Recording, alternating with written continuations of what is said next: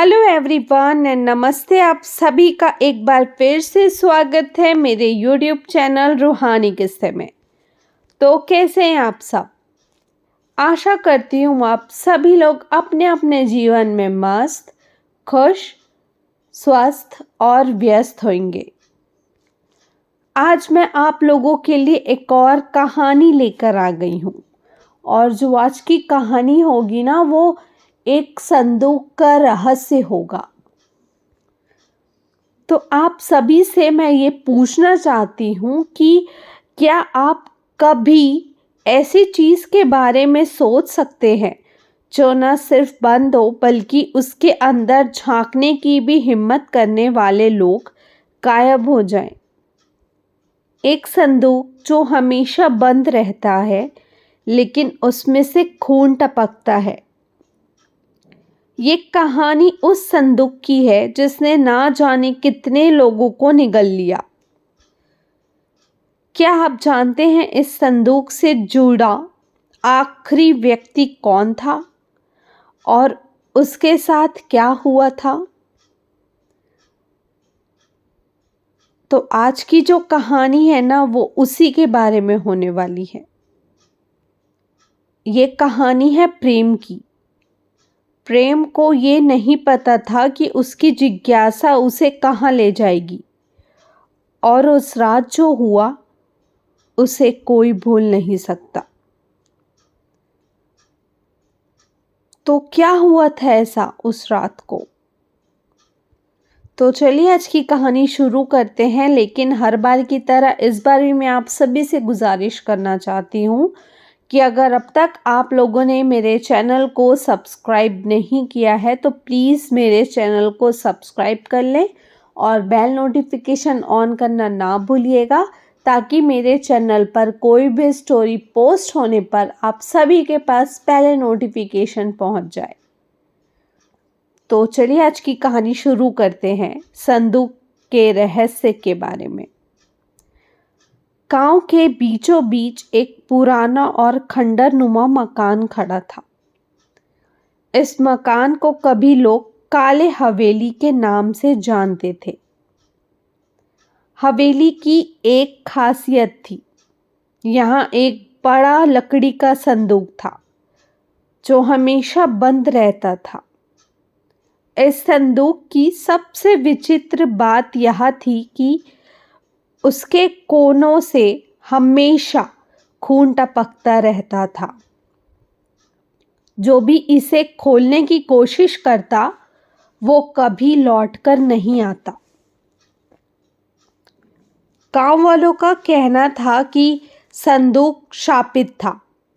कोई नहीं जानता था कि ये संदूक हवेली में कब और कैसे आया, लेकिन हर कोई इससे दूर ही रहता था।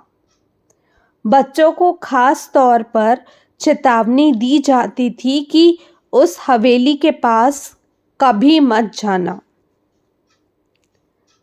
गांव में एक नौजवान लड़का था जिसका नाम था प्रेम। वह पढ़ाई के लिए शहर में रहता था, लेकिन छुट्टियों में गांव आया हुआ था। प्रेम को रहस्यों में बहुत रुचि थी। जब उसने संदूक और काले हवेली की कहानी सुनी तो वह इसे खुद देखना चाहता था। उसकी सबसे करीबी दोस्त निशा, उसने उसे रोकने की बहुत कोशिश की। प्रेम, उस हवेली के पास मत जाना, वहाँ जो गया है वो कभी लौटा नहीं। लेकिन प्रेम को यकीन था कि ये सब बकवास है, अंधविश्वास है। उसने निशा को वादा किया कि वह सिर्फ दूर से देखकर लौट आएगा। एक चांदनी रात थी। प्रेम चुपके से हवेली की ओर चल पड़ा। हवेली के दरवाजे पर पहुंचते ही उसे एक अजीब सी ठंडक महसूस हुई। हवेली की दीवारें समय के साथ काली पड़ चुकी थी और उसमें से एक अजीब सी सड़न की गंध आ रही थी। जैसे ही वह अंदर गया, उसे संदूक दिखा जो कि बिल्कुल वैसा ही था जैसे उसने गांव वालों से सुना था। भारी, पुराना और उससे खून टपकता हुआ। खून की बूंदें फर्श पर गिरती और गायब हो जाती, जैसे किसी ने उन्हें सोख लिया हो। प्रेम ने संदूक को छूने का फैसला किया। जैसे ही उसने संदूक के ढक्कन को छुआ, एक भयानक चीख गूंज उठी। वह चीख मानो उसकी आत्मा तक पहुंच गई। प्रेम ने जल्दी से हाथ खींच लिया।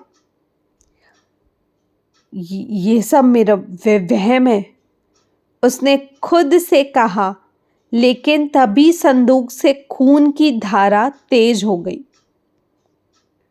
और उसे लगा कि संदूक के अंदर कुछ हिल रहा है। जिज्ञासा प्रेम पर हावी हो चुकी थी। उसने संदूक खोलने की ठानी और जैसे ही उसने संदूक का ताला छुआ, हवेली के सारे दरवाजे और खिड़कियां खुद ब खुद बंद हो गई। पूरा कमरा घने अंधेरे में डूब गया। प्रेम ने पूरी ताकत से संदूक का ताला तोड़ा। जैसे ही ढक्कन खुला, एक साया संदूक से निकला। वो साया काला और भयानक था और उसकी आंखें जलती हुई कोयले जैसी थी। तूने मेरी नींद क्यों तोड़ी? साया गरजा। साया ने प्रेम को बताया कि वह एक राजा का सेनापति था, जिसे धोखे से मार दिया गया था। उसकी आत्मा को इस संदूक में बंद कर दिया गया और वह अब तक बदला नहीं ले पाया था। अब जो भी मुझे जगाएगा, उसे मेरी जगह लेना होगा, साया ने कहा। प्रेम ने भागने की कोशिश की, लेकिन उसके पैर चढ़ हो गए। साया ने उसे खींचकर संदूक में डाल दिया। अगली सुबह लोगों ने देखा कि हवेली से खून की धाराएं बह रही है, जो कि बाहर तक आ रही थी। निशा ने प्रेम को ढूंढने की कोशिश की, लेकिन वह कहीं नहीं मिला। गांव में एक और कहानी जुड़ गई। अब लोग कहते हैं कि जो भी संदूक को खोलने की कोशिश करता है, वह खुद उस अभिशाप का हिस्सा बन जाता है। संदूक आज भी हवेली में है, खून टपकता हुआ, और जिज्ञासा रखने वाले नई आत्माओं को खींचता रहता है। क्या आप भी उस संदूक के पास जाना चाहेंगे? मुझे कमेंट ज़रूर करिएगा। तो दोस्तों, आज की कहानी इतनी ही थी। आशा करती हूँ आप सभी को ये कहानी अच्छी लगी होगी।